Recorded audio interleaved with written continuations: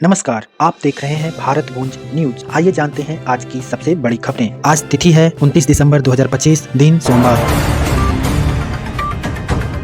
Supreme court ने दुष्कर्म में एक आदमी की सजा इसलिए रद्द कर दी कि शिकायतकर्ता और दोषी एक दूसरे से शादी कर ली है। अदालत ने कहा कि दोनों पक्षों के बीच सहमति से बने रिश्ते को गलतफहमी के कारण आपराधिक रंग दे दिया गया था। न्यायमूर्ति बीबी नागरत्ना और सतीश चंद्र शर्मा की पीठ ने कहा कि जब यह मामला शीर्ष अदालत के समक्ष आया तो मामले में तथ्यों पर विचार करने के बाद हमें यह अंतर्ज्ञान हुआ कि यदि अपीलकर्ता और प्रतिवादी पीड़िता एक दूसरे से शादी करने का बड़ा फैसला करते हैं तो उन्हें एक बार फिर से एक साथ लाया जा सकता है। कोर्ट ने कहा कि दोनों पक्षों ने इस साल जुलाई में एक दूसरे से शादी कर ली थी और तब से वे साथ रह रहे हैं। बिहार सरकार ने जमीन के दाखिल खारिज की प्रक्रिया को ऐतिहासिक रूप से सरल बना दिया है। अब एक ही आवेदन से पूरे परिवार के हिस्सेदारों की जमीन का दाखिल खारिज हो जाएगा। उप मुख्यमंत्री विजय सिन्हा ने बताया कि बिहार भूमि पोर्टल पर यह नई व्यवस्था 27 दिसंबर से लागू कर दी गई है। अब उत्तराधिकार सह बंटवारा की सुविधा भी मिलेगी, जिससे पूर्वजों की मृत्यु के बाद भी वारिसों के नाम एक साथ जमाबंदी हो सकेगी। सरकार ने लोगों से अपील की कि मौखिक बंटवारे को डिजिटल रिकॉर्ड में जरूर दर्ज कराएं ताकि भविष्य में विवाद से बचा जा सके।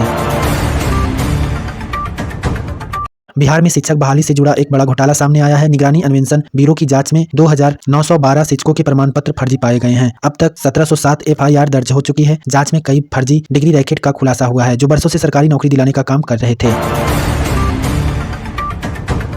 सीबीएसई ने सीटेट फरवरी 2026 परीक्षा के लिए आवेदन अधूरा छोड़ने वाले 1.61 लाख अभ्यर्थियों को एक और मौका दिया है। पोर्टल 30 दिसंबर रात 11:59 तक खुला रहेगा। इस दौरान कोई नया पंजीकरण नहीं होगा। बिहार बोर्ड इंटर की प्रायोगिक परीक्षाएं 10 से 20 जनवरी तक होगी। प्रवेश पत्र वेबसाइट पर अपलोड कर दिए गए हैं। एसटीईटी का परिणाम 31 दिसंबर को जारी होने की संभावना है। आईसीसी अंडर 19 विश्व कप में भारतीय टीम का कप्तान आयुष संभालेंगे, जबकि विहान मल्होत्रा उप कप्तान होंगे। भारत को ग्रुप बी में न्यूजीलैंड, बांग्लादेश और अमेरिका का साथ रखा गया है। भारत 15 जनवरी को अमेरिका के खिलाफ अपने अभियान की शुरुआत करेगा। सुपर 6 सेमीफाइनल और फाइनल मुकाबले हरारे में होंगे। अमेरिकी राष्ट्रपति डोनाल्ड ट्रंप ने पाकिस्तान को बुलेट ट्रेन इंजन देने का ऐलान किया है, लेकिन इसके पीछे 3 बड़ी शर्तें हैं। पहली शर्त है एलॉन मस्क की कंपनी स्टारलिंक को पाकिस्तान में लाइसेंस।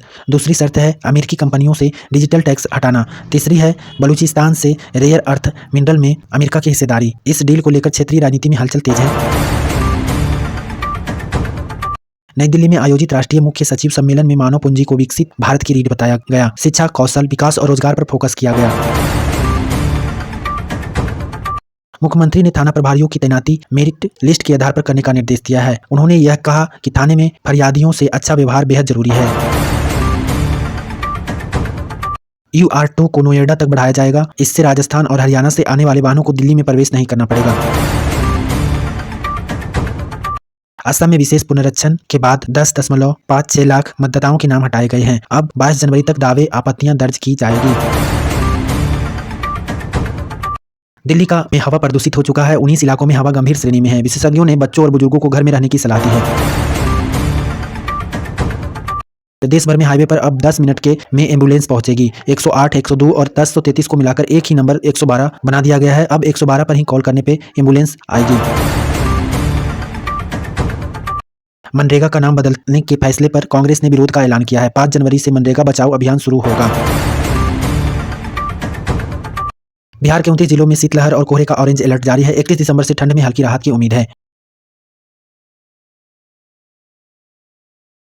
अब 25 अंतर्राष्ट्रीय और खबरों को हम लोग देखेंगे। इटली की कोर्ट ने अल-कायदा और हमास से जुड़े फंडिंग नेटवर्क के शुभ आरोप में 9 लोगों को गिरफ्तार किया है। बॉर्डर पर महीनों से चल रहे संघर्ष के बाद दोनों देशों ने नई शांति डील पर हस्ताक्षर किए हैं।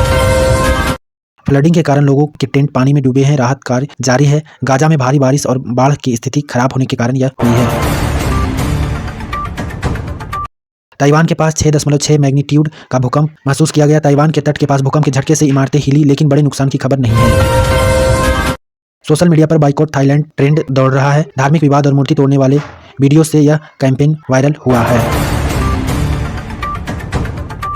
रसिया ने ढेरों ड्रोन और मिसाइलों से कीव पर हमला किया। वार्ता से ठीक पहले तनाव बढ़ा। संयुक्त राज्य अमेरिका में भारी सर्दी तूफान, उत्तर पूर्वी हिस्सों में बर्फबारी से सैकड़ों उड़ानें रद्द। स्टेट्स ऑफ इमरजेंसी घोषित। संयुक्त राज्य और यूरोप के बीच वीजा विवाद। ईयू ने यूएस के वीजा प्रतिबंध को अनुचित बताया। तनाव बढ़ा। यूएस आर्थिक वृद्धि 2 साल से सबसे तेज दर पर है। 2025 Q3 में अर्थव्यवस्था में 4.3% वार्षिक वृद्धि दर्ज। हालांकि उपभोक्ता विश्वास कम हुआ। चीन ने 20 अमेरिकी डिफेंस कंपनियों को प्रतिबंधित किया। इसका कारण यूएस ताइवान आर्म्स डील को चीन ने रेड लाइन उल्लंघन कहा है। चीन ने दुनिया का सबसे लंबा एक्सप्रेसवे टनल खोला। संयुक्त राष्ट्र के खिलाफ कई देशों में चुनाव जारी। पहला चरण म्यांमार में पहला सामान्य चुनाव सैनिक शासन के तहत संपन्न हुआ। इन्हीं खबरों के साथ हमें दीजिए इजाजत। ऐसी ही सच्ची और तेज खबरों के लिए भारतगंज को सब्सक्राइब जरूर करें। जय हिंद।